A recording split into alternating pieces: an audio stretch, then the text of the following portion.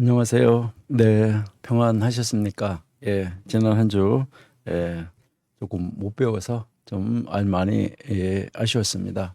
또 그래도 지금 우리 정교도 신학원 또 우리 나라 민족을 살리기 위해서 애쓰시는 우리 정광훈 목사님 그 사역에 아주 중요한 일이 많이 있기 때문에 여러분들이 더 많이 기도하시고 더 열심히 함께 하시고 참여하셔서 정말 나라와 민족을 살리고 교회를 살리고 또 우리 한국 교회가 또 우리 청교도 신학원이 해야 될 그러한 그 귀중한 사명을 넉넉하게 감당할 수 있는 우리 귀한 하나님의 사람들 다 되시기를 바랍니다. 잠시 기도하겠습니다. 하나님 감사합니다. 하나님이 저희들을 사랑하시고 도와주셔서 정교도 신학원의 아버지 하나님 한 몸 되게 하시고 이제 아버지 하나님 말씀을 연구하는 자리에 있게 해 주셔서 감사합니다. 하나님의 뜻을 아버지가 원하시는 대로 알고 그 뜻을 알아 이제 아버지의 뜻을 하늘에서 이룬 것 같이 이 땅에서 이루어 드리는데 넉넉하게 이루어 드릴 수 있는 능력 있는 하나님의 사람, 하나님의 종으로 세움을 받기를 원하는 귀한 종들에게 아버지 하나님께서 언제나 말씀의 능력으로 공급하시고 채우심으로 말미암아 주의 그 능력의 역사심을 통하여서 아버지 세우신 종들을 아버지께서 사용하심으로 말미암아 하나님의 뜻이 이 땅에서 이루어지는데 넉넉하게 이루어갈 수 있는 하나님의 사람들로 세워 주옵소서. 아버지 오늘도 이제 한 학기를 마무리하고 이제 또 방학을 준비하고 또 새로운 학기를 소망하는 그러한 시간이 되었습니다. 아버지 이제 한 학기를 마무리하는 시간인데 아버지 하나님께서 함께해 주셔서 하나님 이제 한 학기 것 공부한 것 정말 하나님 앞에 감사하며 돌아볼 수 있는 시간이 되게 하시고 아버지 이제 혹시라도 잘못한 것이 있으면 더 잘할 수 있는 다음 학기를 준비할 수 있는 저희가 될 수 있도록 도와주옵소서. 오늘도 최선을 다하여 하나님 앞에 서 있기 원하오니 하나님이 저희들을 인도하여 주시고 가르쳐 주옵소서. 예수님의 이름으로 감사하며 기도드립니다. 아멘. 네, 우리나라에 계시는 분만 아니라 해외에서도 열심히 공부하시는 여러분 한 학기 동안 정말 고생 많이 하셨습니다. 이제 시간 맞춰서 공부하시느라고 또 반복해서 듣고 또 공부하시느라고 얼마나 그동안에 많이 애쓰시고 수고하셨습니까? 예, 이제 저희들은 방학이라고 하는데 이제 이 방학이라는 것은 여러분 이제 한 학기 동안 공부한 것을 돌아보는 시간이고요.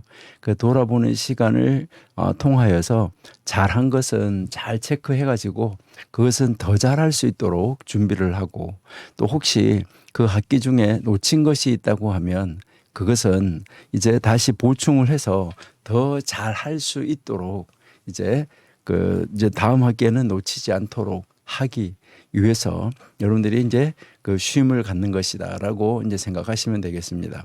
그러니까 그렇게 해서 이제 이 쉼이라고 그래서 그냥 단순하게 뭐 쉰다 이것이 아니죠.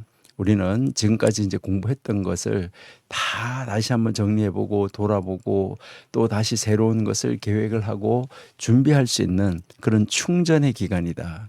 그러니까 새롭게 우리가 이제 다시 재충전을 해야 여러분들이 이제 주일날 교회에 와서 예배하고 이제 충전을 해서 이제 나가야 일주일 동안 이 세상의 악한 것들과 싸워서 이길 수가 있습니다. 그러니까 그 세상의 악한 것들과 싸워서 이기기 위해서 충전해야 하는 것처럼 이제 우리들도 하나님 앞에서 최선을 다해서 이제 정말 더 열심히 이제 다시 축적하고 또 뭐 육체도 영도 다 새롭게 다시 한번 이제 쉼을 가지면서 다시 무장을 해서 또 새로운 학기에 더 열심히 공부할 수 있는 자리로 나갈 수 있으면은 좋겠습니다. 그래서요 이제 뭐 이제 이번 방학 동안에 여러분들이 한번 해보실 것은 제가 생각할 때는 방학이 2달이잖아요. 그 2달 동안 여러분들이 성경을 좀 빨리 읽으시는 분들은 한 2번, 아니면은 두 달에 최소한도 한 번이라도 여러분이 성경을 한번 읽어보시면은 어떨까? 여러분, 이제 우리는 무엇보다도 가장 중요한 것이 성경입니다. 그러니까 성경을 많이 읽어야지만 되는 것입니다. 많은 사람들이 성경 신학교에 가서 성경을 배우러 신학교 가신다라고 생각하시는 분들이 많이 있는데, 사실 신학교에 가면 신학을 많이 하는 것이지 성경을 공부를 많이 하는 것은 아니에요. 그러니까 공부를 이런 방향으로 이렇게 나가야지 된다. 그러니까 방향을 설정을 해주고 그 방향에서 이렇게 빗나가면 안 된다. 이런 울타리를 쳐주고 하는 그런 하나의 선을 그어주는 거, 이런 것은 하고 공부를 하는데 이런 방법으로 공부를 하라. 성경 공부하는 방법, 성경 읽는 방법, 이런 것들을 다 가르쳐 주는 것이죠. 그러니까 그러한 것을 통해서 우리가 좀 더 성경을 효과적으로 읽고 또 묵상하고 공부하고 하나님의 뜻을 찾아가는 그러한 과정에 있는 것이죠. 그러니까요. 그래도 우리 청교도 신학원에서는 성경을 주로 위주로 가르쳐 주고 있기 때문에 정말 참 바람직하다라고 생각이 됩니다. 그러니까 성경이 가장 중요한 무기이죠.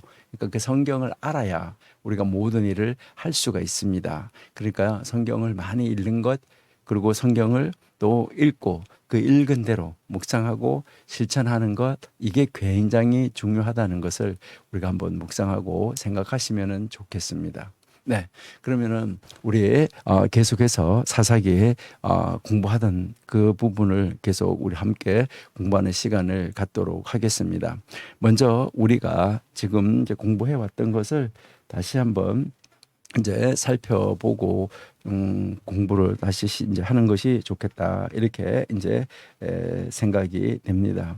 이제 우리는 이 사사기가 우리가 지난번에 이제 공부를 한 대로 이제 이 사사기에서 우리가 한번 보시면은 제일 먼저 이제 이 죄라는 것, 이제 이 이스라엘 백성들이 평안하면은 이제 이 죄가 찾아오는데, 그 죄가 이제 찾아오면은 그 죄로 인하여서 무엇이 따라오죠? 고통이 따라왔죠. 자, 고통이 따라오니까 무엇을 하게 됐냐면 간구하게 됐고, 간구하니까 하나님이 도와주셨어요. 하나님이 도와주셔가지고 다시 평온해지니까 그때 다시 어떤 현상이 벌어지냐면 여기에 이제 나태함이 벌어지게 되는 것이죠. 그러니까 나태하게 돼요. 그러니까 이렇게 나태하게 되니까 또 그래서 다시 죄를 범하게 되는 이런 이 악순환의 고리를 찾아가고 있는 것을 우리가 볼 수 있다 하는 것이죠.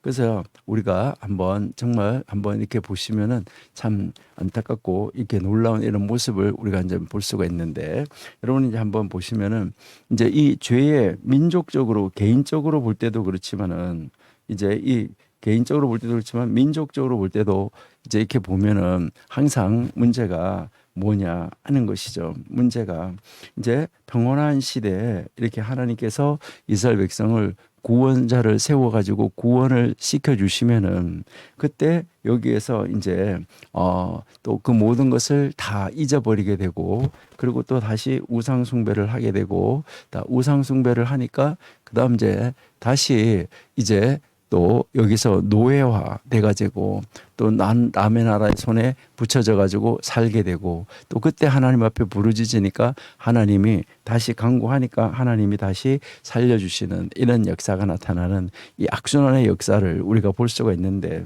이런 이 악순환의 역사에서 선지자들이 어떻게 활동했었는가 하는 것을 여러분들이 한번 살펴보는 것은 굉장히 중요하다 하는 것이죠.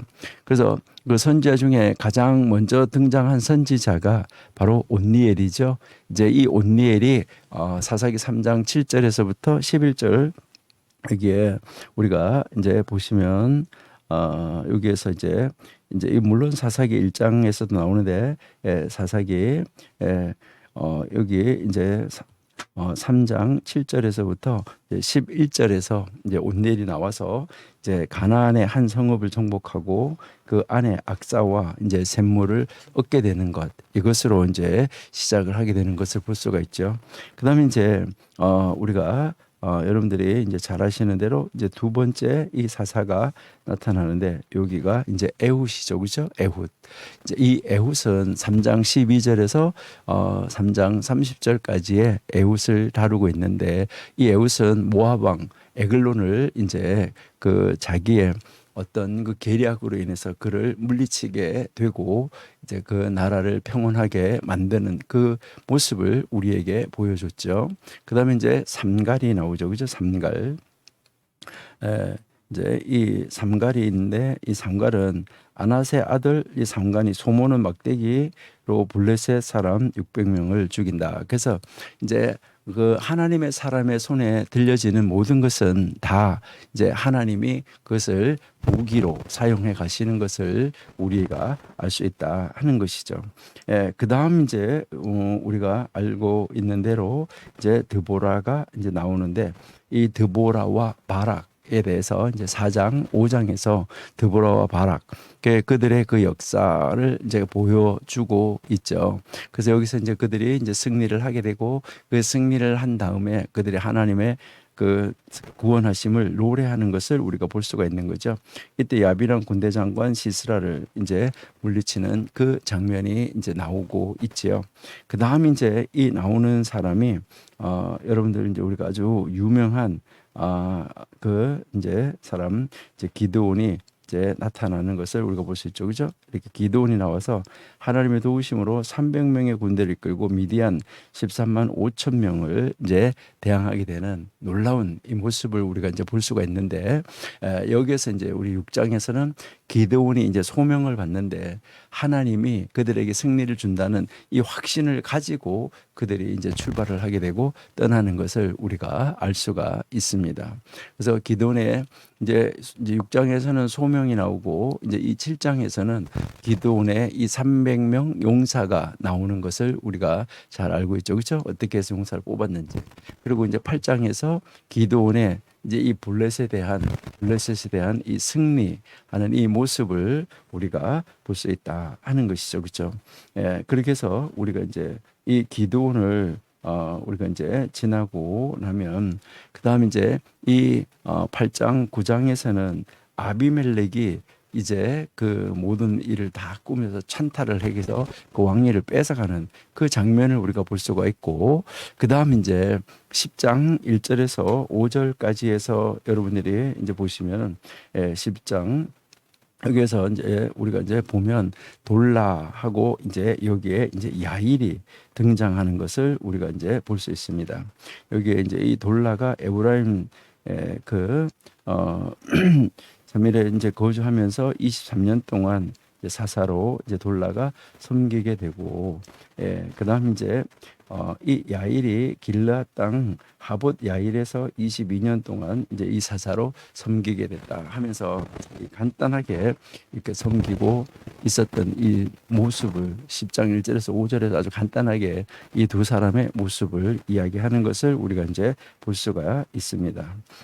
그다음 이제 우리가 보면은 이제 우리가 이제 아주 정말 어떻게 안타깝게 봐야지 되고 정말 어떻게 보면 그 사랑하는 딸을 이제 그 서운한 것 때문에 사랑하는 딸에게 정말 나쁜 어떻게 보면 아버지로서 못할 일을 해야 되는 이러한 그 정말 안타까운 모습을 우리가 볼 수 있는 입다가 나오죠, 그렇죠? 입다. 그래서 하나님께 서운한 후에 암몬을 물리치고 딸을 번쩍치게 되는. 그러니까 참 안타까운 이런 이 모습을 우리가 이제 볼 수가 있는 것이죠. 여기서도 이제 이스라엘이 이제 불행을 당하게 되는 것이 10장 6절에서부터 18절에 나오고 그다음 이제 11장에서는 1절에서 28절까지가 입다가 승리를 하고 11장 29절에서 40절까지 해서 이 안타까운 입다의 이 서원이 나오는 것을 우리가 이제 볼 수가 있죠. 그리고 이제 12장 1절에서 7절에서 입다가 에브라임 사람들을 다 멸하게 되는 이 모습을 우리에게 가르쳐 주고 있습니다. 그 다음 이제 우리가 책에 보시면은 이제 12장 8절에서부터 15절까지 해서는 입산에 대해서 우리가 이제 공부를 했죠, 그렇죠? 입산이 7년 동안 이제 이 사사로 섬겼던 모습을 우리가 볼 수가 있고요. 이제 그 입산을 이제 지나고 그다음 이제 여기 엘돈이 이제 10년 동안 이제 사사로 활약을 했던 것, 이것을 이제 우리가 한번 볼 수가 있고, 그다음에 이제 이 압돈 8년 동안 이제 이 사사로 압돈이 이제 섬기게 됐던 모습을 우리가 알 수가 있습니다.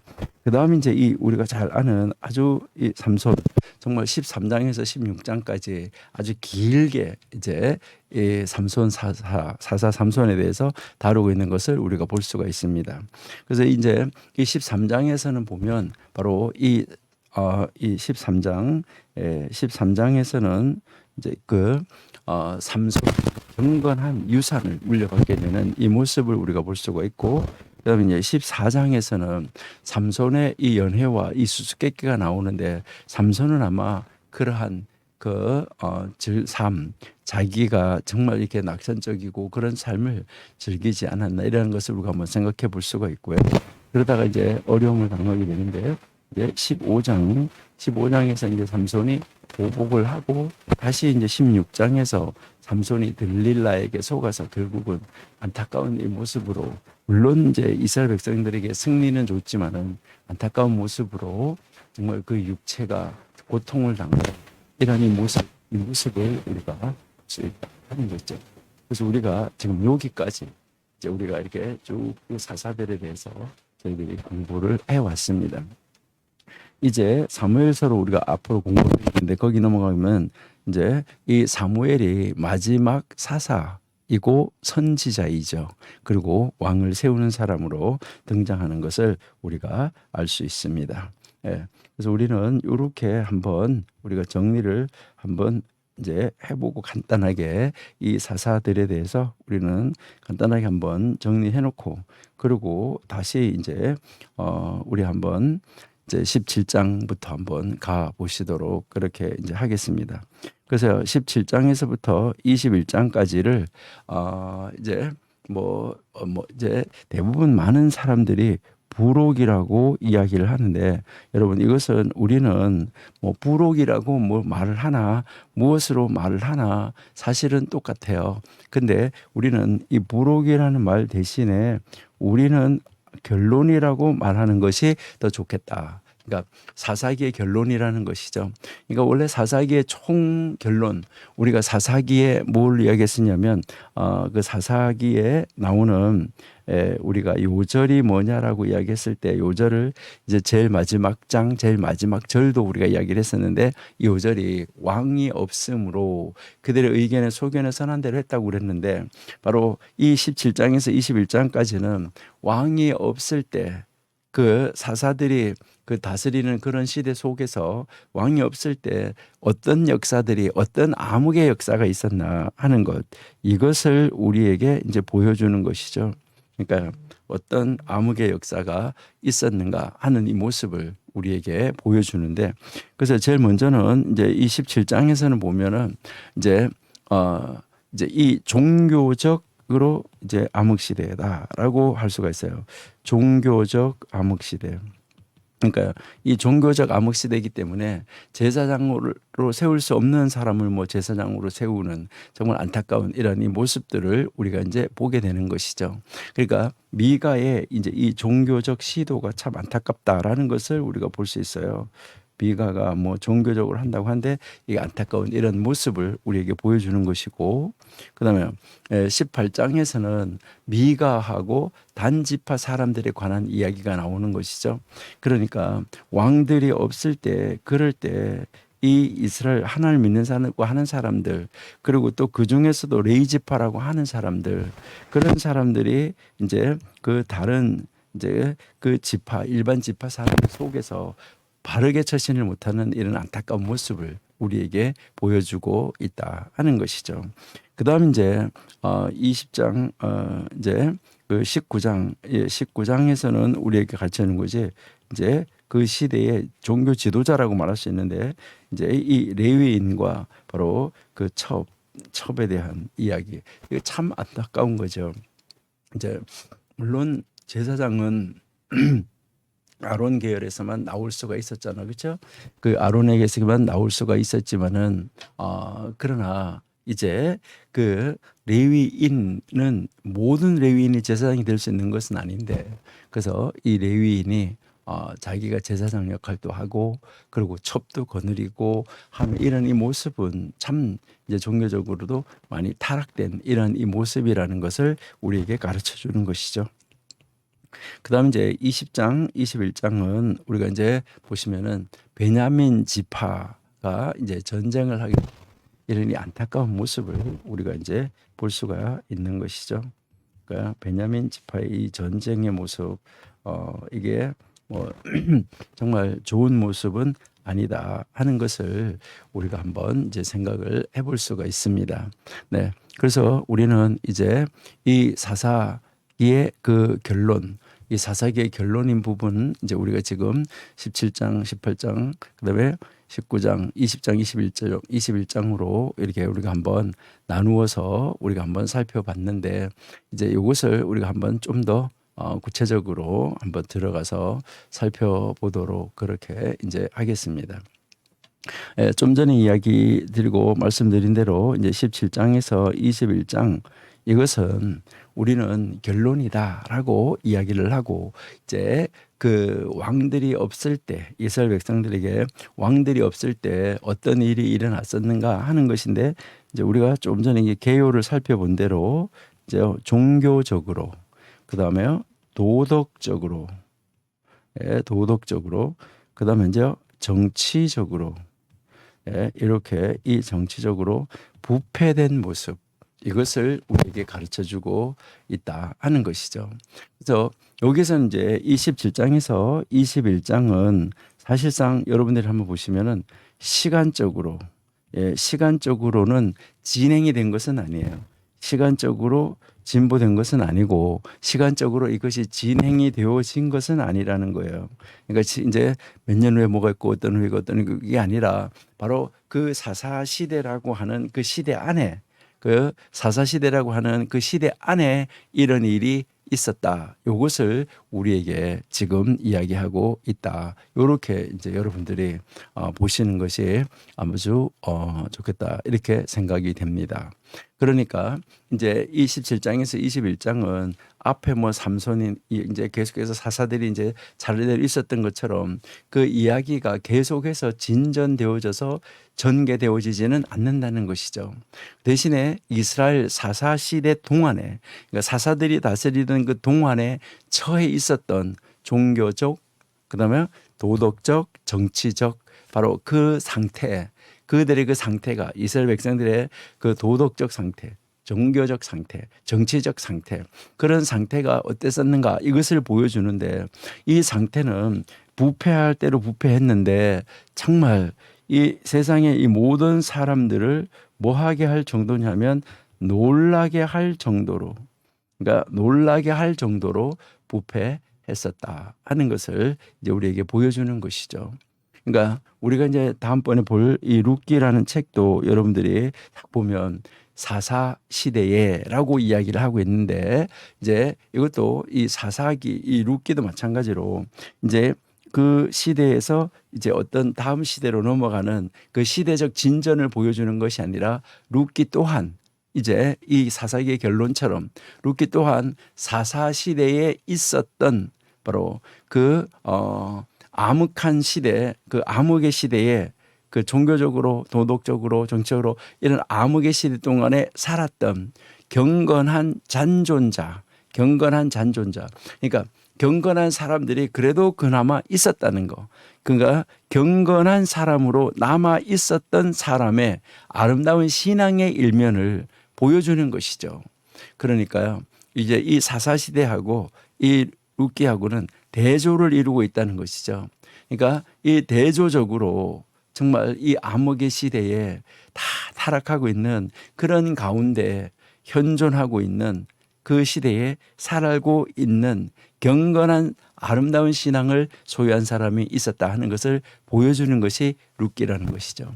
그러니까 지금 사사기 17장에서 21장하고 이제 이 룻기하고는 같은 선상에 이렇게 놓고 같은 시대에 있었댔는데 한쪽 부류에 이런 부류로 이게 대다수를 이루고 있는데 거기에 그래도 경건한 사람의 무리가 또 한쪽에 있었다 하는 거, 이것을 이제 보여주는 것이죠. 그러니까 이 두 가지를 대비시켜주고 있다.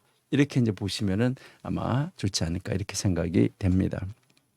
자, 그러면은 우리 이제 17장 이제 먼저 보시면은 아까 우리가 이야기한 대로 이제 이 17장은 이제요. 17장은 미가라는 사람의 종교 제도에 대해서 우리에게 지금 보여주고 있는데, 여러분 이제 성경책을 펼쳐놓고 항상 따라오셔야 돼요. 자, 성경책을 펼쳐놓고 여러분 한번 보시면은 1절에서 4절까지 먼저 한번 보세요. 이제 27장 1절에서부터 4절, 1절에서부터 4절까지는 종교적 부패에 관한 이야기예요. 지금 여러분들이 보셨을 때 사사기 안에서 물론 타락했다라고 이야기하는 때 종교적 타락도 이야기를 하는 것이지만은 이제 종교적으로 어떻게 타락했었는가, 종교적으로 어떻게 부패했었는가, 이 종교적 부패에 대해서 이제 말을 하지는 않았었어요. 구체적으로.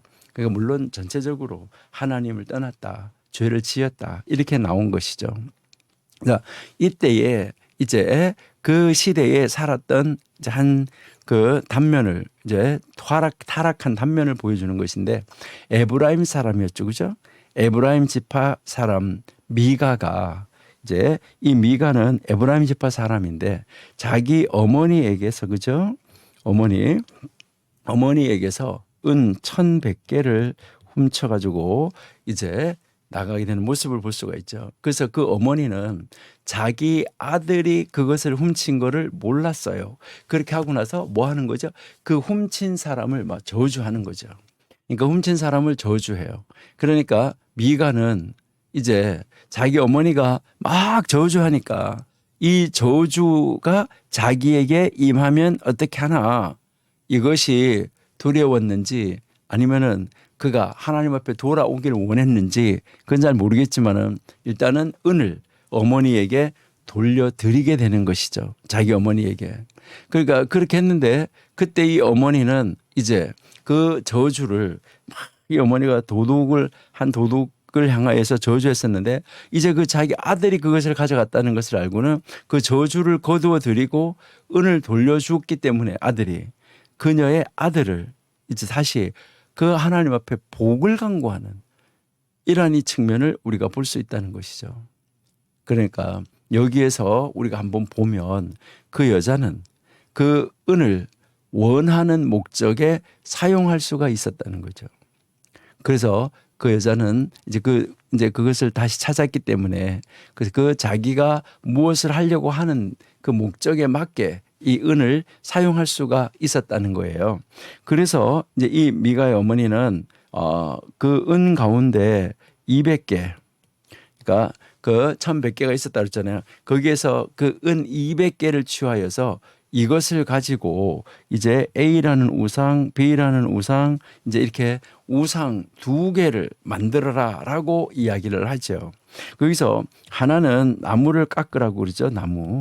나무를 깎아 가지고 그 나무를 이제 이렇게 깎아서 이렇게 세워놓고 그 은을 녹여 가지고 거기다 이렇게 입혀서 우상을 만드는 거, 그것은 이제 신상을 만드는 거죠. 나무를 가지고. 또 하나는 이제 아예 이제 그 주물로 해가지고 하나는 아예 전체를, 그러니까 이거는 나무를 깎아놓고 거기다가 이제 물을 녹여가지고 그 은을 녹여가지고 거기를 이렇게 입힌 건데, 이제 하나는 아예 은 전체를 가지고 이제 부어서 우상을 만드는 이런 신상을 해서 이렇게 신상 2개가 생긴 거죠. 그러니까 신상 A, 신상 B, 그러니까 그런 신상, 그 우상 이런 것을 2개를 만들었다 하는 것을 우리에게 이제 가르쳐 주는 것이죠.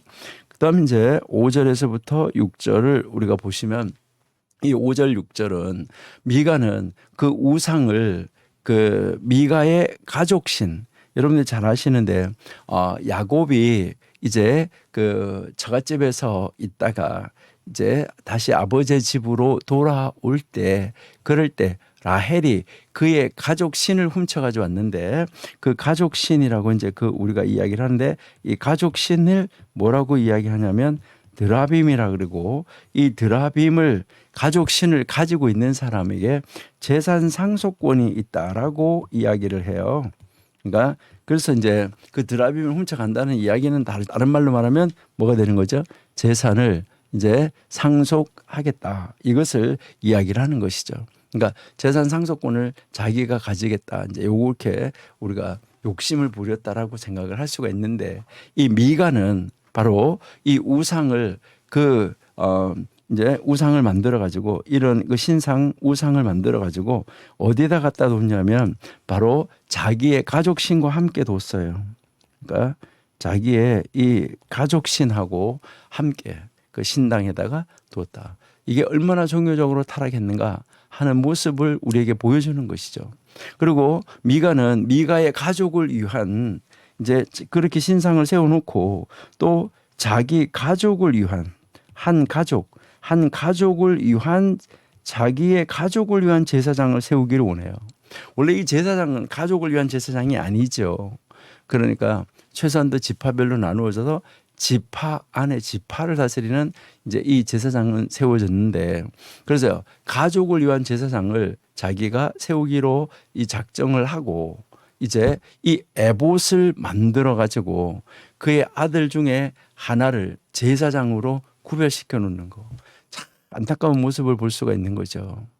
이것은 에브라임 사람이라고 아까 그랬잖아요. 에브라임 사람은 제사장이 될 수가 없지요. 그러니까 원래 제사장은 아론의 후손에서 제사장이 된다 그랬잖아요. 여러분이 잘 아시는 대로 이제 그 민수기 16장에서 여러분들 잘 아시잖아요. 고라, 다단, 아비람이 반역을 해가지고 이제 그 아론을 향하여서 모세를 향하여서 니들만 해먹냐? 우리도 제사장 해먹겠다. 이렇게 했을 때 그 17장에서 민수기 17장에서 하나님이 이제 아론의 지팡이에 싹이 나게 하면서 아론의 후손 계열에서 제사장이 된다라고 딱 명시를 해 주셨죠. 고핫 자손, 또 물론 레위 자손, 똑같은 레위 자손이고 고핫 자손이지만은 그 자손 가운데서 특별히 아론의 계열에서, 아론의 자손에서 이제 제사장이 난다라고 했기 때문에 이것은 완벽하게 하나님의 말씀을 철저하게 어긴 거예요. 그러니까 이것은 하나님의 그 토라에 완전하게 상반되는 이런 일을 했다. 그러니까 하지 말아야 될 일을 하게 된 것이죠. 그러니까 이 사실 모든 것, 그러니까 이 절차 모든 것, 그 모든 것이 다 뭐가 되는 거죠? 하나님의 법에 위배가 되는 것이죠. 요즘에 우리나라에서도 뭐 교회 기관이든지 개인이든지 단체든지 이런 데서 하나님의 일을 한다고 하면서 하나님의 일을 한다고 하면서 하나님의 큰 역사를 이룬다고 하면서 모든 절차나 이러한 것이 세상의 법이든 성경의 법이든 반대해서 정말 그 반대로 배치하고 이제 거기에 완전히 그 법과는 하나님의 말씀과는 상관이 없는 상태로 모든 절차를 어기고 하나님의 말씀에 대치되는, 하나님의 말씀에 반하는 그러한 일을 하는 것 우리가 너무나 많이 보게 되는 것이죠. 이러한 이 모든 것들은 참 안타까운 일이라는 것을 우리가 볼 수 있습니다. 안 되는 사람을, 자격이 안 되는 사람을 세우는 것, 이것부터가 아주 심각한 문제다 하는 것을 우리에게 가르쳐주고 있는 것이죠. 17장 7절에서부터 이제 13절까지 계속해서 한번 보세요. 이제 17장 7절에서 13절까지 보시면은, 그러고 나서 이제 얼마 지났는데 베들레헴 아주 유명한 도시잖아요. 성경에서 아주 중요한 도시잖아요. 베들레헴 유다 사람 중에 거하는 한 레위 사람이 있었는데, 그러니까 이제 베들레헴에 거하는 한 유다 사람 이제 있는데, 그 사람이 바로 레위인인, 이제 그 레위인이 머물 곳을 찾아서 에브라임 산지로 들어왔어요. 이제 그러니까 이제 이 레위인은 뭐 하는 사람이죠? 여호와를 섬기는 일에 종사하고 그 백성들이 공개하는, 백성들이 제사를 지내는, 그리고 백성들이 11조를 내는 이것을 공급받아야 하는데, 그런데 지금 우리가 앞에서 본 것처럼 하나님의 말씀이 준행되지 않는 까닭, 하나님의 말씀이 이제 완전히 땅에 떨어지고 하나님의 말씀대로 지켜지지 않는 그런 세상이 된 거예요. 사사시대에. 그런 세상이 되니까 이 레위 지파, 이 사람은, 레위인은 머무를 곳을 찾아서 다닐 이유가 없어요. 왜요? 각 지파에서 나눠준 곳이 있기 때문에 거기서 살면 되는데, 근데 하나님의 말씀이 준행되어지지 않고 하나님의 말씀이 절차대로, 과정대로, 법대로 지켜지지 않으니까 이 레위 지파 이 사람이 무엇을 할 수밖에 없었냐면, 어떻게 먹고 살 수 없으니까, 그런 공급을 못 받으니까, 법이 지켜지지 않으니까 자기의 거처를 찾아서 낮아서 헤매고 다녀야지만 되는 이런 안타까운 시대였었다. 이 사사시대가. 그러니까 하나님의 법하고는 거리가 멀게 사는 그런 시대였었다. 지금 우리가 사는 시대, 하나님의 법을 하나 지키지 않으면 그런 시대가 아닌가. 미가는, 근데 그에게 그 레위인이 오니까 자기 아들 중에 한 사람을 제사장으로 구별시켰다가 이제 레위인이 오니까 그에게 가족의 제사장 자리를 부여하게 되는 거예요. 아까 앞에서 우리가 이야기했지만 레위인이라고 그래서 다 제사장이 되는 게 아니에요. 레위의 아들이 뭐 게르손, 고핫, 무라리 있었는데 여기에서 고핫의 아들 중에서도 누구? 아론의 후예. 여기에서 이제 우리가 아므람의 후예, 이제 고핫의 아들 중에서 아므람의 후예들 중에서 거기 이제 그 아론의 계열에서 바로 제사장이 되는 것이잖아요. 근데 여기에 이 사람은 레위인은 레위인이었었어요. 그렇지만은 이제 레위인이었지만은 아론의 가족에 속하지는 않았던 사람 같아요. 그래서 제사장이 될 자격이 없는 사람이에요, 사실은요. 근데 미가는 그에게 보수를 주고 음식, 옷 이것을 주겠다고 제안을 하는 거예요. 그 레위인은 받아들이면 안 되는데 이 제사장직을 수행하기로 동의를 해요. 자격이 없는 사람이. 지금 정말 우리나라에서도 보면 그 자리에 앉아서 그런 일을 할 수 없는, 그런 일을 할 수 있는 그런 자격이 없는 사람이 앉아가지고 이상한 일을 하는 이라는 모습을 우리가 볼 수 있는데, 이게 바로 사사시대의 모습이 아닌가. 이것을 우리가 한번 생각해 볼 수 있어요. 그 레위인은 모든 일이 하나님의 명령에 어긋난다는 것을, 하나님의 명령에 어긋난다는 것을 지적하고 미가에게 그렇게 하면 안 된다라고 가르쳐야 될 사람이죠. 그런데 그는 보수, 그가 받는 보수, 그 밖에 또 뭐 옷을 주고 뭐 주고 다 의식주를 해결해 주는 그 부수적인 혜택을 받기로 동의하고 그걸 한다고 하는 거. 이거 너무너무나 안타까운 일입니다. 결과적으로 하나님의 온전한 뜻을 선포할 수가 없는 그 처지, 이것을 자기 자신이 자초하고 말았던 안타까운 모습을 볼 수가 있습니다. 여러분, 이러한 이 상황은 한마디로 우리가 뭐라고 말하면 될까요? 이러한 이 상황을 한마디로 뭐라고 말할 수 있냐면 혼란의 극치입니다. 여러분, 그 일을 할 수 없는 사람이 그 일을 한다는 거 여러분 말이 됩니까? 판사가 아닌 사람이 판사를 한다. 검사가 아닌 사람이 검사 일을 한다. 이거 말이 안 되는 거죠. 훔친 돈이 우상을 만드는 데 사용이 되었고, 여호와 하나님께서 이제 이 도둑질한 것을 도둑질한 자에게 복을 내려달라고 요청을 하게 되고,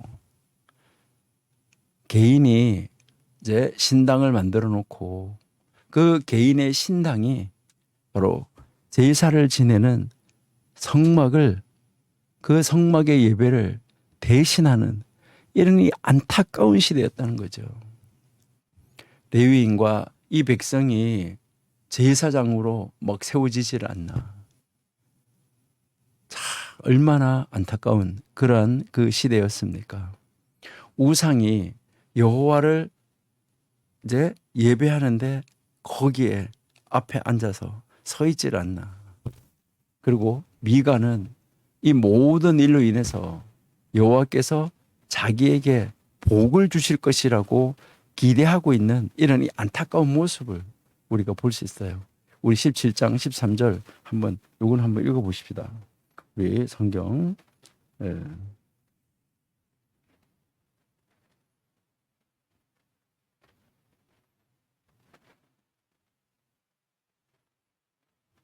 예. 이에 미가가 이르되, 예? 뭐라고 그랬어요? 레위인이 제사장이 되었으니 이제 여호와께서 내게 복 주실 줄을 아노라 하니라. 여러분, 이게 말이 됩니까?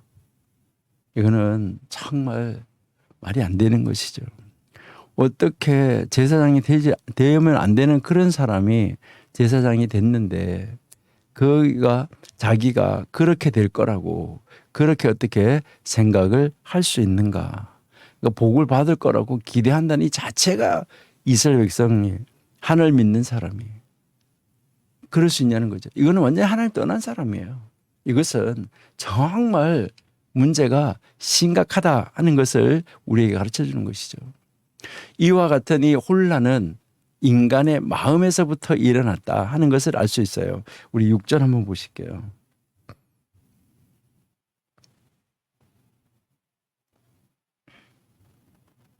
예, 6절 보시니까 그때에는 이스라엘에 왕이 없으므로 사람마다 자기 소견에 오른 대로 행하였다. 여러분, 하나님 말씀, 하나님의 법 상관없어요. 그러니까 인간의 마음에, 그러니까 사람마다 자기 소견에 오른 대로, 그러니까 자기가 생각했을 때 자기의 뜻에 맞는 대로 했다는 거예요. 그 자신의 뜻에 맞는 대로 했다. 그러니까 사람이 자기 자신의 그 눈에 보기에 좋은 대로 했다는 거예요. 자기 눈에 보기에 좋은 대로. 이게 얼마나 안타까운 이런 이 모습인가. 참 너무너무 놀라운 이 모습을 우리가 알 수 있습니다. 만일 이때에 이스라엘 가운데서 하나님의 법이 지켜지고 하나님의 법이 준수되어졌다고 하면 이런 일들 중에 하나도 일어나지 않았을 것입니다. 자, 너무너무나 안타까운 것을 우리가 볼 수 있다 하는 것이죠. 여러분, 우리 사람의 눈에 보기에는 어떨지 몰라도 하나님의 눈에 보기에 좋아야 되는데요. 우리 잠언 14장 12절을 한번 읽어보실까요? 잠언 14장 12절. 어떤 길은 사람이 보기에 바르나 필경은 사망의 길이다.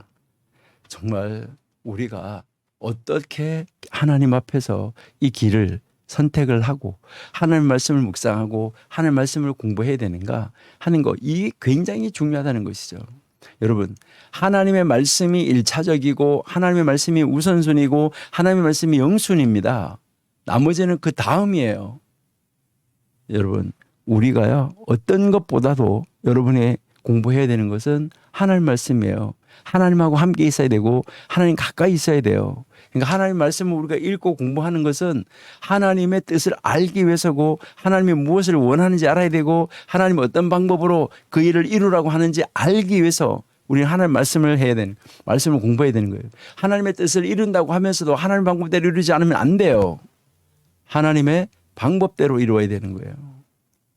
그러니까 우리가 정말 하나님 앞에서 산다는 것, 이게 지금 사사기 17장에서 21장까지 여러분 보시면은 얼마나 안타까운 현상인가 하는 것을 우리가 볼 수 있습니다. 정말 너무너무 안타까운 이런 이 모습이라는 것을 우리가 알 수 있어요. 예. 우리 18장 한번 보시겠죠. 18장으로 이제 가면 미가하고 단지파 사람들이 이제 어떻게 협상하고 어떤 일을 이루어가는가 하는 것을 우리가 한번 볼 수 있어요. 그러니까요, 미가하고 이제 단지파 사람들, 예. 미가와 이제 단지파 사람들인데 여기에서 이제 우리가 1절에서 6절을 보면 단지파 사람들이 이제 거할 땅을 이제 더 찾아보기로 작정하는 것을 우리가 알 수가 있어요. 자, 여기서 우리 1절 한번 보실게요.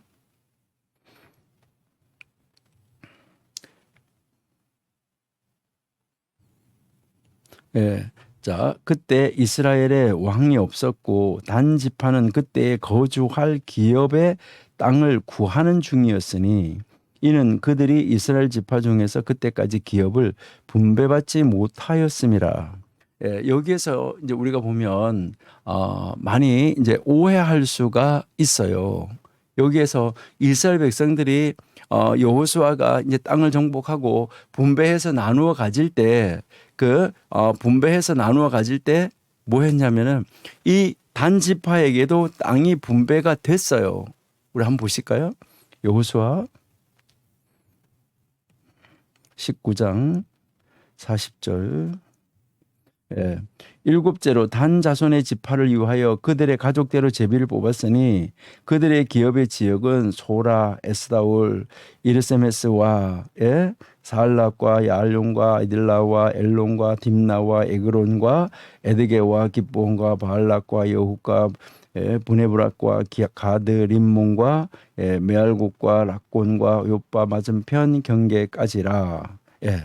자, 그리고요 보시니까 그런데 단 자손의 경계는 더욱 확장됐으니 이는 단 자손이 올라가서 레셈과 싸워 그것을 점령하여 칼날로 치고 그것을 차지하여 거기 거주하였습니다. 그들의 조상 단의 이름을 따라서 레셈을 단이라 하였더라. 48절 단 자손의 지파가 그의 딸린 가족대로 받은 기업은 이 성읍들과 그들의 마을들이었더라. 예. 그러니까 이제 여기에서 지금 이야기 28장 1절에서 이야기하는 것은 단 지파가 그 기업을 분배받지 못했다 이게 아니에요. 그러니까 가나안 땅을 분배할 때 그때 이제 지금 우리가 읽어본 대로 그들은 땅을 받았잖아요. 다 분배받고 땅의 경계도 정해졌잖아요. 그러니까 그들의 땅이 분배를 못 받았다 이것이 아니라 12지파 가운데서 가장 작은 그들의 기업이 그들에게 너무나 비좁았다는 거예요. 그들이 살기에. 그래서 그들 중에 몇몇 정탐꾼이 이제 에브라임 산지에 있는 미가의 집에 온 거예요. 미가의 집에 이르러 가지고 그 미가의 집에서 레위 사람이 있는 것을 본 거예요. 그리고는 그들의 그 계획을 단지파가 하는 그들의 계획을 이제 하나님이 축복할까? 이걸 하나님 우리에게 복을 줘서 우리가 이렇게 할 수 있을까? 하는 것을 그에게 물어요.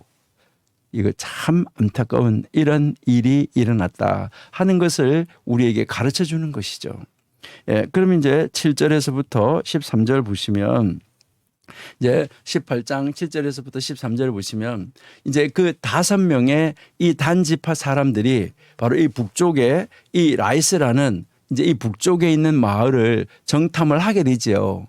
그리고요 거기 가보니까 사람들이 다 한가하고 평온하게 거하는 모습을 봤어요. 전쟁도 없고 싸움도 없고. 그리고 그 마을은 아무 사람도 이제 상관하지 않는다는 것을 알게 됐어요. 그래서 여기에서 이제 이 단지파 사람들은 뭐 하게 되냐면 어떤 이웃과도 상호 동맹을 맺지 않은 아주 평화를 사랑하는 그런 지역이 있었다는 거죠. 이것은 그들이 완전히 무방비한 상태를 가지고 있었다는 거예요. 그래서 그 무방비한 상태를 하나님이 자기들에게 주신 선물로 여긴 거예요. 그렇게 하고는 이 해석을 그렇게 한 거죠. 600명의 완전 무장한 이 단 자손이 올라가서 이제 라기스를 치게 되는 것이죠. 예. 그다음 이제 우리 14절부터 한번 보세요. 14절에서부터 26절 여기에 보시니까 이제 그리고 나서 그 얼마 후에 이 5명의 이 단 사람들은 라기스를 정복하러 북쪽으로 진격해서 올라가다가 미가의 집에 들어가서 모든 우상을 다 빼앗아 버리는 거죠. 그 레위인은 조금 이렇게 저항을 하다가 이제 그 단지파 사람들의 요청을 받아들여요. 그래서 미가의 집을 섬기는 것보다는 제사장으로 단 지파를 섬기는 게 낫겠다. 이 레위 지파도 그렇게 하면 안 되죠. 자기가 무슨 제사장이 아니잖아요. 그렇게 섬기기로 작정을 하는 거죠. 그래서 미가와 이 마을 사람들은 이제 이 단 지파를 쫓아가서 그의 우상을 훔쳐간 일을 추궁하지만 조용히 해라 하는 말만 듣고 그냥 아무것도 찾아가지 못하고 빈손으로 돌아오는 이런 이 안타까운 모습을 우리가 볼 수가 있습니다. 그리고요 27절에서부터 이제 31절에 우리가 보면 이 단 지파는 계속해서 이 평화로운 마을이었었잖아요. 그 마을 라이스를 치게 되는 거죠. 그리고 그 라이스를 뭐라고 이름 바꿔요? 단이라고 바꾸게 되는 것이죠. 그리고 거기에다가 새긴 신상을 세워요. 안타깝죠. 그리고요 모세의 손자 이 게르손의 아들이 요나단하고 바로 그의 아들들을 제사장으로 세워요. 예, 참 안타까운 이런 이 모습을 우리가 볼 수 있다 하는 건데요. 우리 18장 27절에서 31절은 우리가 조금 오해할 수도 있는 구절이기 때문에 한번 읽어보도록 하겠습니다.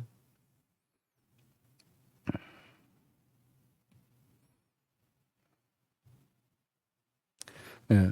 단 자손이 미가가 만든 것과 그 제사장을 취하여 라이스에 이르러 한가하고 걱정 없이 사는 백성을 만나 칼날로 그들을 치며 그 성읍을 불사르되 아까 그랬죠. 아주 평온하게 살고 있었다고요.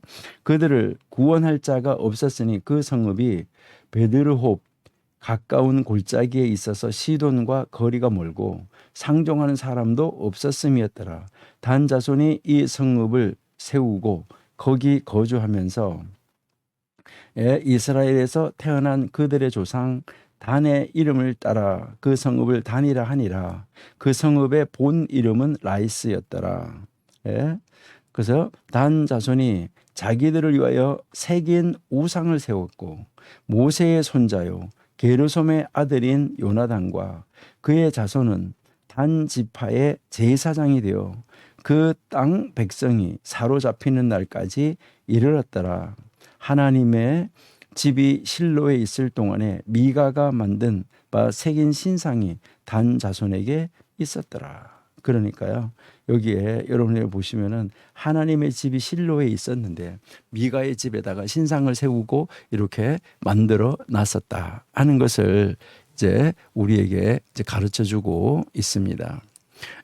여기에서 이제 우리가 한번 이렇게 볼 것은 이제 여러분들 요즘에 많은 사람들이 킹 제임스도 보고 NASB 이런 성경도 많이 보기 때문에 그러는데 여기에 이제 이 모세라는 말이 킹 제임스는 데는 므낫세로 되어져 있습니다. 근데 우리는 우리가 가지고 있는 성경 그대로 그냥 이제 모세 후손이라고 그렇게 이제 읽으시는 것이 모세로 읽으시는 것이 좋습니다. 그러니까 다시 말해서 그 귀한 모세의 손자가 무엇을 했다는 기록이에요? 우상 숭배를 범했다는 이 기록을 가지게 되는 것이죠. 그러니까 이제 이 모세가 그렇게 위대했었는데 이 모세 손자가 우상 숭배를 했다는 이 기록, 이래서 모세의 명예가 손상된다. 모세의 명예가 손상된다는 것을 피하기 위해서 이제 그 당시에 유대인들이 이 성경을 필사하고 받아서 쓰던 그 사람들이 바로 비슷한 사람의 이름, 그 므낫세로 바뀌어 버려 가지고 이것이 이제 킹 제임스나 NASB에서는 이것을 므낫세라고 읽고 있다 하는 거. 이것을 여러분들이 한번 이제 살펴보시면은 아마 좋을 것입니다. 그러니까요. 이제 이것은 혼돈하지 마시고 그냥 모세다라고 아는 것이 이제 우리는 좋다. 이렇게 생각하시면 되겠어요. 그리고 여기에서 지금 모세의 손자 요나단이 나오는데 이것은 앞서서 언급됐던 바로 이 레위인인 그 앞에 나왔던 레위인 이름이 안 나왔잖아요. 바로 그 레위인이었을 것이다. 이렇게 우리가 생각하시면 돼요. 그래서 그 단 이제 이 성은 이때 이후로부터 우상을 숭배하는 성이 되어버린 것이죠. 그래서 여로보암 후에 여기에 금송아지 하나를 세우게 되었었습니다. 오늘 여기에 우리가 이 30절에 지금 언급되어져 있는 이 사로잡힘은 블레셋이 이 지역을 사로잡은 일을 말할 수도 있고, 아니면은 아수르 사람들이 바로 이제 이들을 사로잡았던 그 일을, 그때를 이제 회상할 수도 있다. 이렇게 보시면 되겠어요. 우리 사무엘상 4장 11절 한번 보실게요.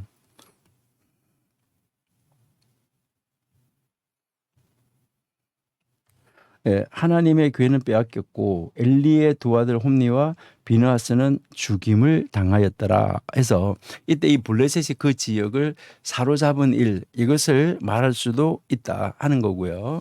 그다음에 열왕기 하 15장 29절, 이스라엘 왕 베가 때에 아수르 왕 디글라 빌레셀이 와서 이용과 아벨벳 마아가와 야노아와 게데스와 하솔과 길르앗과 갈릴리와 납달리 온 땅을 점령하고 그 백성을 사로잡아 아수르로 옮겨갔더라. 이때 이 북쪽 이것을 사로잡아 갔었는지 이제 그때 것을 말할 수도 있다. 그러니까 요 두 가지 경우를 가지고 있다는 거, 이것을 우리에게 가르쳐 주는 것이죠. 그래서 일단은 모든 단 자손이 라이스에 가거나 우상 숭배에 빠진 것은 또 아니었었어요. 거기에 일부가 올라갔었던 거기 때문에, 일부는 원래 그들이 분배받은 땅, 그 유다와 에브라임 그 사이에 머물러 있었어요. 이 지파 출신 중에 가장 유명한 사람이 바로 누구냐면은, 이제 유명한 사람 이 삼손은 이제 바로 이 아래에 있었던, 그러니까 단에 올라가 있었던 사람이 아니고, 그 북쪽 라이스에 있었던 사람이 아니고, 원래 자기가 단 지파가 분배받았던 땅, 거기에 속한 사람이었었다 하는 것을 우리가 알아두시면 좋겠습니다. 자, 그러면 우리 이제 19장으로 가보도록 하겠습니다. 이제 19장. 19장 가면, 아까 우리가 이야기했는데 19장은 레위인과 그의 첩 이야기라고 아까 이야기했는데, 이게 참 안타까운 것이죠. 정말 안타까운 거예요. 1절에서부터 12절을 우리가 한번 보시면은 믿을 수 없는 도덕적인 타락에 대한 이야기다라는 것을 우리가 볼 수 있어요. 정말 믿을 수 없는 것이죠. 그러니까 레위인과 그의 첩에 관한 이 기사를 우리가 만난다는 것이 참 안타까운 이야기다라는 것을 우리가 알 수가 있습니다. 이 레위인은 유다 베들레헴 출신의 사람인 여인, 그 여자를 첩으로 소유하는 것이죠. 그 여자는 이제 그 첩으로 들어왔는데 그 레위인을 버려버리고 고향으로 돌아가서 기생으로 지내게 되는 것을 우리가 알 수가 있습니다. 그래서 그는 이제 가서 기생으로 지내고 있는 그 여자를 데리고 오려고 그 여자의 아버지 집에 가서 거기서 이제 며칠간 이제 접대를 받고 머무르게 되는 것이죠. 그때 출발하려고 하니까, 첩을 데리고 출발하려고 하니까, 떠나려고 할 때마다 그 여자의 그 첩의 그 아버지가 좀 더 머물러라, 좀 더 머물러라 계속 만류를 하게 되죠. 근데 결국은 5번째 날, 이제 우리가 이 5번째 날 저녁에 그는 결국은 종과 이 나귀 둘과 이 첩을 데리고 길을 떠나게 되는 것이죠. 그들이 오후 늦게 이제 이 예루살렘, 그러니까 그 시대의 이름 여부스, 그 여부스가 예루살렘이잖아요. 여부스에 이르렀는데 그 성에 이제 이방 사람들, 예루살렘이지만 그 성에 여전히 이방 사람, 이 여부스 사람들이 그 땅에 살고 있었어요. 그래서 바로 이 사람, 이 레위 사람, 이 사람은 자기 첩을 데리고 가는데 거기에서 머물고 싶지를 않았어요. 그러니까 거기에 머물고 싶지 않았었어요. 그래서 이제 그는 계속해서 이제 다른 그 땅을 지나서 다른 곳을 가기를 원했었던 것을 우리가 알 수가 있습니다. 그래서 보면은 이제 13절에서부터 21절 여기에 우리가 가서 보면 해가 질 무렵에 그들은 결국은 베냐민 영토에 속한 바로 기브아 땅, 그러니까 베냐민 영토에 이렇게 속해 있는 이 기브아 땅에 이르게 되죠. 그런데 그 원래 이 나그네가 지나가면은 이 나그네가 이렇게 지나가고 있으면은 그 나그네를 집으로 모셔다가 이제 집에서 하룻밤 쉬고 가라고 그 집으로 맞이해서 드리는 것이 그 시대의 풍속이에요. 여러분들이 잘 아시는 대로 이제 롯도 이제 그 천사들을 맞이해서 자기 집으로 이제 불러들이게 되는데요. 근데 그 베냐민 영토에 속하여 있는 그 기브아 땅에 갔는데 거기에 도착을 했는데 어떤 사람도 이 사람을 자기의 집으로 와서 쉬어서 가라고 하는 사람이 없어요. 그래서 이제 이 레위 사람은 그냥 잠시 동안 거리에 앉아서 쉬게 되는 것이죠. 그때 기브아에 사는 한 에브라임 노인이 자기 집에 가자라고 그들을 권해서 이제 그의 집으로 데리고 가는 것이 21절까지예요. 그다음에 이제 22절에서 24절 이건 뭐 석절밖에 안 되는데 그날 밤에 어떤 일이 벌어집니까? 그 동네에 있는 변태 성욕자들이 그 집을 에워싸고 레위인 방문객을 내어달라고 하지요. 이것은 이것은 우리가 잘 알고 있는 창세기 19장 사건하고 정말 흡사한 거예요. 창세기 19장에 여러분이 이제 보시면은 이때 이제 이 롯이 천사를 자기 집으로 초청해서 들어가지고 갔는데 그때 그 소돔 고모라 사람들이 다 모여와 가지고 그 천사를 내어놓으라는 거잖아요. 천사는 그 시대 그 천사는 보면은 다 남자로 묘사돼서 나오잖아요. 그러니까 이거 뭘 말하냐면 소돔이라는 말이 원래 남색한다는 말이잖아요. 그러니까요. 이제 거기에서 남자끼리 관계를 가지겠다는 거예요. 이거는요. 이 동성애 이야기하는 건데 이 동성애는 이제 처음서부터 하나님이 반대하시는 거죠. 그러니까 그렇게 해서 자기들끼리 남색하겠다고 이야기를 하는 거예요. 남자와 남자가 관계를 가지겠다라고 이야기를 하는 거고 그 집에 자기들이 보지 못했던 새로운 사람이 왔다는 거예요. 그러니까요. 이제 새로운 사람과 그것도 남자와 이렇게 관계를 가지겠다 하는 거. 이 롯의 때하고 아주 흡사하다라는 것을 볼 수가 있어요. 그런데 이제 그때에 이 롯의 집안에도 천사가 왔는데 롯이 뭐라고 말합니까? 이 우리 집에 온 손님 이 남자 그렇게 하지 마라 라고 이야기를 하고 자기 집에 남자를 가까이 하지 아니한 딸 둘이 있으니까 내어주겠다.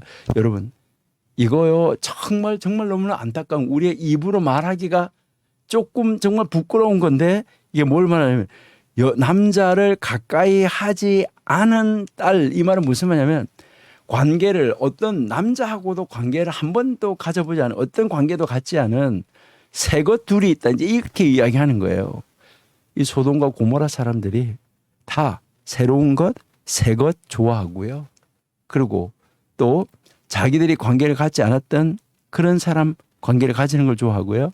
남자 관계를 가지는 걸 좋아하는 거예요. 남자와 남자끼리. 그러니까 그렇게 하지 말라. 우리 집에 온 손님 남자한테는 그렇게 하지 말고 우리 집에 정말 새 여자 있다. 그러니까 이제 이와 관계를 가져라. 그렇게 했을 때 그 두 딸과 이 롯을 보호할 수 있는 천사가 있었기 때문에 그들은 보호를 받았어요. 그들은 보호를 받았는데 지금 이제 이 사사기 19장의 22절 24절에서는요 정말 안타까운 거예요. 그 롯하고 롯의 두 딸을 보호할 수 있었던 천사가 있었는데 지금 이 레위인과 레위인 첩과 여기에 이 여자의 경우에 그 주인집 딸 그 경우에는 소돔의 이 경우처럼 그들을 보호해 줄 수 있는 천사가 없었어요. 이제 결국은 참 안타까운 이 모습을 우리가 볼 수 있는데, 이제 레위기 19장이나 여기에 이제 사사기 19장이나 창세기 19장이나 이 두 사건 모두 가해자들에게, 그들을 가해한, 그 나쁜 짓을 한 가해자들에게 무서운 결과가 임하는 것은 똑같아요. 하나님께서는 동성애를 증오하십니다. 근데 지금 이 시대의 동성애 계속 이야기하는 것은 하나님의 말씀의 반역이에요. 이거는 하나님의 말씀을 반대로 가는 거예요. 너무너무 안타까운 거죠. 인간의 타락이 내려갈 수 없는 데까지 내려간 것이 동성애예요. 그러니까 더 이상 타락할 곳이 없는 거예요. 그 집 주인은 지금 그의 처녀딸 레위인의 첩을 내어주겠다 하는 말로 이 악한 이 베냐민 사람들을 만족시키려고 하는 것이죠. 너무너무나 이 안타까운 모습을 우리가 볼 수가 있습니다. 그 당시에 손님을 접대하는 관례를 생각해서 이 노인은 오늘날 우리들에게 극히 중요하게 여겨지는 일, 약하고 무력한 자들을 보호하고 돌보는 일을 희생하고자 하는 거예요. 여성의 권리는 고대 세계에서 어떻게 보면 정말 어떻게 경시되어지는 그런 경우도 있었는데, 물론 성경에서 여자를 경시하지는 않아요. 그 여성이 현재의 위치를 누리게 된 것은 유대교 신앙의 이 교훈, 기독교 신앙으로 말미암아 이루어진 그 하나님이 남자와 여자를 똑같이 구별 속에서 평등하다는 것, 이것을 가르쳐준 사상 때문이에요. 여기에 지금 이들을 데리고 들어간 이 노인은 그의 그 귀한 손님에게 어떤 손해가 미치게 하느니 차라리 그의 그 처녀딸하고 레위인의 첩을 문밖에 이 성적인 이 폭도들에게 내어주는 것이 더 낫겠다, 이렇게 생각을 한 거예요. 그때 창세기 19장에서는 천사가 보호하는 천사가 있었는데, 그런데 여기는 보호하는 천사가 없었다는 거죠. 이제 결국 어떻게 되는가? 25절에서부터 여러분 이제 이 30절 보시면 25절 30절까지 이렇게 보시니까 결국은 자기의 목숨을 잃게 될까 봐 두려워서 정말 이 나약한 이 레위인, 하나님이 없는 레위인이죠. 그러니까 그때 레위인 기도했어야 되겠죠. 그러니까 이 나약하고 겁 많은 이 레위인은 자기의 목숨을 잃게 될까 봐 결국은 그가 그 장인한테 가서 첩을, 기생하고 있는 그 첩을 찾아가지고 오는 그 첩, 자기가 그렇게 멀리 가서 찾아가지고 왔는데 그 첩을 그들에게 내어주고 말아요. 그들이 문란하고 난폭하게 그 여인을 다룬 결과 그 여인은 그날 밤에 죽고 마는 것이죠. 베냐민 사람들의 이 악행, 그리고요 여기에서 우리가 한번 볼 수 있는 것은 이제 그 여자가 이미 앞에서 우리가 보니까 그 첩으로 있다가 떠나서 딴 데 가서 기생을 한다 그랬잖아요. 우리가 여기서 이 창기의 죽음, 이것을 우리는 어떻게 바라볼 것인가 하는 것이죠. 죄라는 것은요, 이 죄는요, 바로 그 죄를 추종하는 사람들에게, 그러니까 죄를 추종하는 사람들, 그러니까 이 죄를 추종한다 하는 말은 죄를 즐긴다는 것이죠. 동성애, 그렇게 그 죄를 즐기는 그 사람들에게 엄청나게 무자비한 대가를 지불하게 합니다. 그러니까 아주 무자비한 대가를 지불하도록 만드는 건데요. 아침에 그 레위인은 그 여자가 그 문 앞에서 죽은 것을 보게 되죠. 그는 그러니 가증한 일이 이스라엘 안에서 벌어진 것에 대해서 분노해요. 그리고 그 여자의 시체를 12조각을 내어가지고 그의 그 일이 어떻게 됐다는 것을 설명하는 것과 함께 이것을 12지파에게 하나씩 보내게 되는 것이죠. 이때 이 12지파 이스라엘 백성들은 경악을 금치 못하는 것이죠. 경악할 수밖에 없었겠죠. 이게 하나님이 없고 왕이 없고 하나님을 떠난 사람들이 사는 세상은 이런 세상이다. 도덕적으로, 종교적으로, 정치적으로 이런 세상이다. 지금 우리가 사는 세상 어떻는가? 우리가 한번 생각해 봐야 되지 않을까 합니다. 정말 이 사사시대가 정말 놀라운 이러니 상황, 놀라운 일이 일어나고 있는 것을 우리에게 보여주는데요. 여러분, 우리 혹시 나는 하나님의 말씀과 반대해서 가고 있지 않나? 하나님의 일을 한다고 하면서도 하나님과 상관없는 일을 하고 있지 않나? 하나님의 일을 한다고 열심을 내면서도 말씀대로 가는 것이 아니라 말씀에 역행해서 가고 있지는 않나? 우리 심각하게 한번 생각하고요. 우리는 어떤 일이 있을 때마다 하나님 앞으로 돌아와서 하나님 앞에 머리를 숙이고 하나님을 찾지 않으면 안 됩니다. 우리는 그래서 하나님의 도우심을 구해서 우리가 일하는 것이 아니라 하나님이 일을 하시고 하나님이 우리를 사용을 해서 하나님의 일을 이루어 가시도록 해야지 된다는 것을 우리는 이 사사기의 이 결론 부분을 통해서 이 사사시대가 이런 시대였구나 하는 그 모습을 통해서 우리가 살고 있는 이 시대에 다르지 않구나 하는 것을 우리가 한번 생각해 보면서 우리는 하나님 앞에 우리는 감사할 수밖에 없다는 것이죠. 여러분, 정말 하나님의 사람은 하나님의 손에 잡힌 자가 되어야지만 됩니다. 하나님의 손에 잡히지 않으면 우리는 아무것도 할 수가 없습니다. 우리 정교도 신학원, 우리 하나님 말씀을 공부하시는 여러분, 이 시대에 하나님이 나를 들어서 어떻게 사용하실까? 여기에 관심을 가지고 여러분들은 오직 하나님의 뜻을 찾고 말씀 안에서 우리를 향하신 뜻을 찾고 하나님이 말씀하시는 그 세미한 음성을 듣고 아버지가 기뻐하는 자리로 나아갈 수 있어야지만 됩니다. 이제 우리 사사기 마지막 부분 한번 보실게요. 20장, 21장. 아까 우리가 20장, 21장 이 베냐민 지파와 이 전쟁에 대해서 잠깐 우리가 아까 제목을 가지고 이야기를 나누었었는데요. 먼저 20장 1절에서부터 14절을 여러분 한번 보시면 이제 여기에 이 이스라엘 지파들에서 뽑는 이제 군사들이 나오는데 여기에 이제 베냐민 지파를 제외한 거잖아요. 베냐민이 그런 일을 저질렀기 때문에 베냐민 지파를 제외한 이스라엘 지파들에서 뽑아진 이 군사들이 미스바에 쫙 모였잖아요. 그리고 그 레위인에게서부터 그 어떤 이 베냐민 지파 안에서 이렇게 했었는데 이런 일이 있었다. 이런 이 사건의 경위를 다 듣게 되는 거예요. 그때에 바로 그 베냐민 지파 안에 있는 이 기브와 사람들과 싸우기로 작정을 하는 것이죠.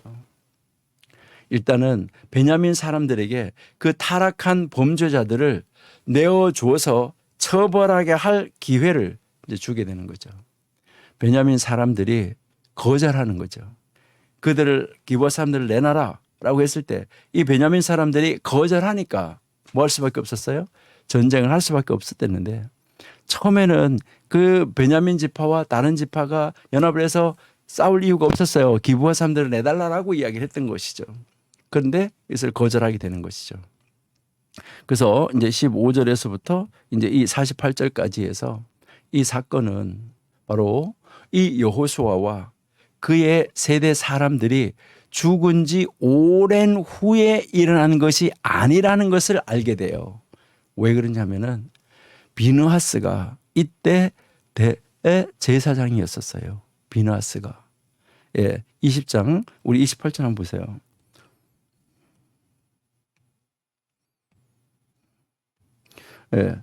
아론의 손자인 엘르아살의 아들 비느하스가 그 앞에 모시고 섰더라. 이스라엘 자손들이 여쭈기를 우리가 다시 나아가 내 형제 베냐민 자손과 싸우리까 말리까 하니 여호와께서 이르시되 올라가라. 내일은 내가 그를 내 손에 넘겨주리라 하시는지라. 여러분, 여기에 아론의 손자인 엘르아살의 아들 비느하스가 그 앞에 모시고 섰더라라고 지금 이야기를 하잖아요. 그러니까 이 비느하스가 이때의 대제사장이었다는 이야기예요. 그리고 그 시대에 이 베냐민 지파 사람은 불과 26,700명이죠. 다른 지파 사람들은 40만 명이었었어요. 40만 명. 예, 우리 15절에서 17절까지 한번 읽어볼게요. 여러분이 성경책 쫙 읽으시면서 펼쳐놓고 가시면 제일 좋아요. 그때 그 성읍으로부터 나온 베냐민 자손의 수는 칼을 빼는 자가 모두 26,000명이요. 그 외에 기부와 주민 중 택한 자 700명이라고 했죠. 예, 이 모든 백성 중에서 택한 700명은 다 왼손잡이 물매로 돌을 던지면 조금도 틀림이 없는 자들이더라. 예, 베냐민 자손 외에 이스라엘 사람으로서 칼을 빼는 자의 수는 40만 명이니 다 전사라라고 지금 이야기를 하고 있죠. 예. 그러니까 26,000명과 기부하 사람 700명, 울맷돌 던지는 사람 700명, 이렇게 26,700명이라는 거죠. 그런데 이 첫 번째 전투에서, 그러니까 1차 전투, 예. 1차 전투에서 베냐민은 이제 22,000명을 죽여요. 예. 그러니까 이제 이기는 거죠. 그다음에 두 번째, 2차 전투에서는 이제 이 2차 전투에서는 18,000명, 이 18,000명의 이스라엘 사람이 또 죽임을 당합니다. 이스라엘이 비록 그 동기는 싸우는 동기, 전쟁을 하는 동기, 전쟁을 하는 이유, 이거는 정정당당했어요. 이제 정정당당하게 싸웠지만은 그렇게 곤란할 때, 이런 공고한 때 어려움을 당하는 것은 그들 자신이 여호와 하나님과 가까이 동행하지 않았기 때문이에요. 자, 이 안타까운 모습을 우리에게 보여주는 것이죠. 우리는 18절과 23절, 26절에서 28절 잘 보셔야 돼요. 여기에서 우리는 이스라엘이 마침내 성공이 약속될 때까지 여호와 앞에 자기 자신의 모습을 낮추게 되는 것을 우리가 볼 수 있어요. 한번 우리 읽어보는 것은 좋을 것 같아요. 자, 18절. 이스라엘 자손이 일어나 베델로 올라가서 하나님께 여쭈어 이르되 우리 중에 누가 먼저 올라가서 베냐민 자손과 싸우리까 하니 여호와께서 말씀하시되 유다가 먼저 갈지니라 하시니라 했죠. 다음 23절 가볼게요. 여러분이 다 읽어보셔야지 돼요. 자, 23절. 이스라엘 자손이 올라가서 여호와 앞에서 저물도록 울며 여호와께 여쭈어 이르되 내가 다시 나아가서 내 형제 베냐민 자손과 싸우리까 하니 여호와께서 말씀하시되 올라가서 치라 하시니라. 예. 자, 치라고 했어요. 자, 26절 볼게요. 26절. 이에 온 이스라엘 자손 모든 백성이 올라가 베델에 이르러 울며 거기서 여호와 앞에 앉아서 그날이 저물도록 금식하고 번제와 한목제를 여호와 앞에 드리고, 자, 제사 드리고 이스라엘 자손이 여호와께 물으니 그때에는 하나님의 언약궤가 거기 있고 아론의 손자인 엘르아살의 아들 비느하스가 그 앞에 모시고 섰더라. 이스라엘 자손들이 여쭈기를 우리는 다시 나아가 내 형제 베냐민 자손과 싸우리까 말리까 하니 여호와께서 이르시되 올라가라. 내일은 내가 그를 내 손에 넘겨주리라 하는지라. 네, 결국은 이제 그들이 하나님 앞에 겸손하게 엎드린 모습을 우리에게 가르쳐 주잖아. 그렇죠? 자, 이렇게 하니까 3차 전투. 자, 이렇게 하니까 3차 전투에서 이스라엘은 이제 매복 작전을 다시 시도하게 되는 거죠.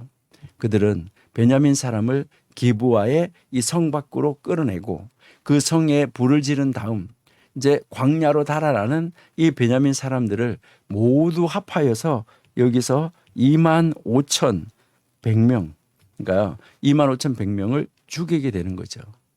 그런 다음에 그들은 이 베냐민 성읍을 불 지르고 그리고 여자와 아이들을 다 죽이는 이 장면으로 이어지는 것을 볼 수가 있습니다.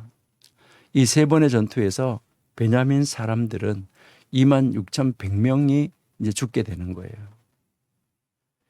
여기서도 이 35절하고 우리가 44절에서 46절에 보면 죽은 자는 마지막 전투 결과 여기에서만 나타나는데, 그리고 600명의 이 생존자가 넉 달 동안 바로 이 림몬 바위 속에 피신해 있어요. 47절 한번 보세요.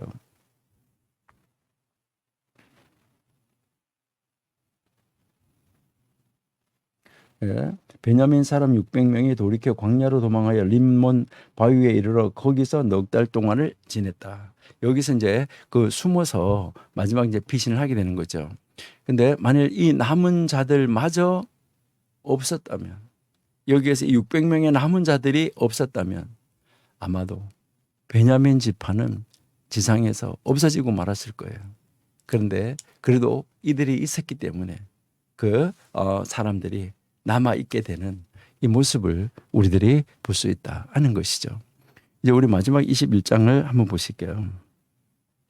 이제 우리 마지막으로 사사기 21장. 네, 이 사사기 21장을 이제 우리가 한번 이렇게 보면 먼저 1절에서부터 이제 이 15절 이 15절은 이스라엘 11지파는 바로 베냐민 지파가 거의 이 전멸된 것을 보고 이들이 후회에 잠기게 돼요. 한 지파가 없어진다는 거 안타깝잖아요. 그들은 그 지파가 이 사라지는 것을 원하지 않았어요. 그들은 이제 일찍이 이 미스바에서 그들의 딸을 베냐민 사람들의 아내로 주지 않기로 또 한번 경솔히 서운한 바가 있었어요. 그들의 이 첫 번째 해결책은 베냐민과의 전쟁을 돕지 않았던 이 야베스 길르앗과 싸우는 것이었어요. 야베스 길르앗과 싸워야 되겠다. 거기서 여자를 구해줘야 되겠다는 거죠. 그래서 이 400명의 이 처녀를 제외하고 야베스 길르앗 그 온 백성이 다 죽임을 당하게 되죠. 그래서 그때 그 400명의 이 처녀들을 취해서 베냐민 지파 그 바위에 숨어있던 그 남자들에게 건네주게 되는 거죠. 그렇게 돼서 그들의 지파를 이제 없어지지 아니하고 그들의 지파가 계속해서 생존해서 이어져 가도록 그렇게 만들어가고 있는 것을 우리가 볼 수 있습니다. 어떻게 보면 한 지파라도 없어지지 아니하게 하나님께서 섭리하셨다 하는 것을 우리가 알 수 있어요. 그 다음 이제 16절에서부터 24절을 한번 보시면은, 근데 이 베냐민 지파가 번성하려고 하면 어떻게 해야 될까? 너무 작으니까. 그 베냐민 지파가 번성하려고 하면 어떻게 될까 해서 그 이상의 조치를 이들이 이제 취하려고 하는 거죠. 그래서 이스라엘 사람들은 이제 앞서서 그들의 딸을 베냐민 지파에게 주지 않기로 서원을 했고, 그 이제 서원을 했는데 그 서원을 다시 되돌리는 것은 원하지 않았어요. 그 서원을 되돌려 가지고 자기들의 딸을 그들에게 이제 주는 거, 이것은 원하지 않았다는 거죠. 그래서 이제 그들은 베냐민 생존자들이 이 실로, 그 실로의 연례 절기가 있잖아요. 1년에 3번씩 절기 때 올라오는 것이죠. 올라오는데 아마도 지금 이때 이 베냐민 생존자들이 이제 이 실로의 연례 절기 때 올라올 때 이때는 초막절이 아니었는가 하는 것을 우리가 볼 수가 있는데, 이제 이 초막절 때 춤추고 이제 그 축제를 하니까요. 근데 그때에 이 절기 때, 연례 절기 때 이 춤추는 여자들 중에서 아내를 스스로 취하도록 계략을 탁 짜는 것을 우리가 볼 수 있어요. 그래서 이 실로 사람들이 불평을 하죠. 그러니까 그 11지파는 이스라엘 지파 중에 하나를 잃어버리지 않기 위한 아주 필요한 조치이다라고 하면서 이제 그들에게 이제 그 실로에 있는 사람들에게 해명하는 것을 우리가 성경에서 읽을 수 있습니다. 그렇게 해서 결국 베냐민은 미래의 삶을 재건하기 위해서 이제 그 베냐민의 땅으로 다시 이제 돌아가게 되는 것을 볼 수 있습니다. 이 사사기 마지막 장인 이 21장은 사사들이 활동하던 이스라엘 그 초기 역사 동안에 이 두 지파의 모습이 어떠했는가 하는 것을 우리에게 잘 보여주는 거죠. 베냐민 지파, 단 지파. 거기 그리고 자세하게 기록되지 않은 다른 지파들은 어떠했을까? 우리가 이제 머리를 짜내고 상상하려고 안 해도 상상할 수 있을 것 같아요. 다 비슷하지 않았을까요? 우리는 시간이 갈수록 이 상황이 악화되었다는 것을 우리는 그냥 우리가 늘 그러잖아요. 보듯이 뻔하다 이렇게 이야기하는데 이게 시간이 갈수록 이런 상황이 점점 더 악화되어지는 것을 우리는 이제 알 수밖에 없어요. 이 끔찍한 이 이야기들이 한 백성이 하나님으로부터 얼마나 멀어질 수 있는가. 여러분, 하나님이 여기 이렇게 계시는데 하나님으로부터 이 사람들은 얼마나 멀어질 수 있는가 하는 것을 우리에게 보여주는 것인데요. 여러분, 누가복음 15장 아버지 집에서 아들이 자기에게 돌아올 분기 재산을 채옮겨가지고 먼 나라, 아주 먼 나라로 갔다고 하잖아요. 먼 나라. 이게 아버지의 사랑을 아버지의 간섭으로 생각하고 가까이 있으면 아버지가 이래라 저래라 간섭한다는 것이죠. 그러니까 어쩌고 간섭하는데 그 간섭으로부터 벗어나기 위해서 빨리 가버린 것이죠. 그러니까요. 이제 그 하나님의 백성들, 하나님을 잘 믿었다고 하는 하나님의 백성들도 하나님을 잊어버리고 하나님의 사랑을, 하나님의 간섭을 이거를 멀리 떠나려고 하면 한없이 하나님하고 멀어져 갈 수 있다는 것. 이것을 보여주시는데요. 혹시 나는 지금 하나님의 간섭을 나 되게 간섭하네. 이거 하지 마라 저거 하지 마라. 이렇게 생각하진 않습니까? 야, 하나님 나를 이렇게 사랑해서 요렇게 이렇게 하는 것도 막아주시고 이렇게 하는 것도 막아주시고 이 길로 가게 하는구나. 여러분, 이것을 한번 생각해 보셔야지 돼요. 여기서 우리는 정말 무서운 배도의 결과, 하나님을 떠난 결과, 이걸 보고 우리가 자극을 받지 않을 수가 없어요. 우리가 이제까지 공부한 이 내용이 우리의 마음을 돌이켜서 정말 우리 하나님을 구하고 우리 하나님을 찾고 하나님을 평생 정말 신실하게 섬기도록 정말 우리에게 자극이 되어진다고 하면 그것이 우리가 사사기를 공부하는 바로 결과다. 정말 사사기 공부하기를 잘했다라고 생각할 수 있어요. 이런 것을 보면서요. 우리 이제 21장 25절 마지막 절 한번 보시면은 사사기는 뭐라고 말합니까? 그때에 이스라엘의 왕이 없으므로 사람이 각각 그 소견에 오른 대로 선한 대로 자기 계획대로 자기 뜻대로 행했더라. 이것은 정말 우리에게 있어서 슬픈 주제예요. 지금 이 세상에 있는 사람들도 뭐 하는 거야? 내가 싫다니까 이래서 안 하는 거예요. 하나님이 기뻐하지 않는 일이야. 이게 아니라 나 싫어. 누구 생각이요? 하나님의 뜻이 아닌 내 뜻. 여러분, 이거 우리 어떻게 해야지 될까 하는 것입니다. 이 사사시대, 이 어두운 시기에 정말 이제 한 아름다운 이야기가 스며 있는데 그 이야기는 사사기의 타락상과 너무 가까이 연결됨으로써 더럽혀지지 않도록 별도로 다루어야지 된다. 그래서 이 사사기 뒤에 룻기가 따로 나오고 있지 않나. 이것을 우리가 한번 생각해 볼 수 있습니다. 그러니까요, 이렇게 타락한 이런 시대 속에서도 신앙을 소유한 사람이 있었다. 여러분, 우리 정말 이 우리가 살고 있는 이 시대가 사사시대와 똑같은 시대라고 하는데 이 시대 속에서 우리는 정말 빛나는 보석과 같은 하늘의 별과 같이 빛나는 이런 신앙을 소유한 바로 다음 책에 나오는 룻과 같은 신앙을 소유한 우리가 되어야 되지 않겠습니까? 우리 그런 사람 한번 되어 보십시다. 우리 잠시 쉬었다가 다음 우리 룻기 한번 살펴보도록 간단하게 살펴보도록 하겠습니다. 하나님 감사합니다. 사사기를 통하여서 우리에게 주신 바 교훈 바르게 인식하고 하나님과 더 가까이 내 뜻을 내려놓고 나의 지정을 내려놓고 오직 하나님의 뜻을 찾아 아버지의 뜻을 하나님의 방법으로 이뤄나가는 저희 되게 해 주옵소서. 예수님의 이름으로 감사하며 기도드립니다. 식사하시고 뵙겠습니다.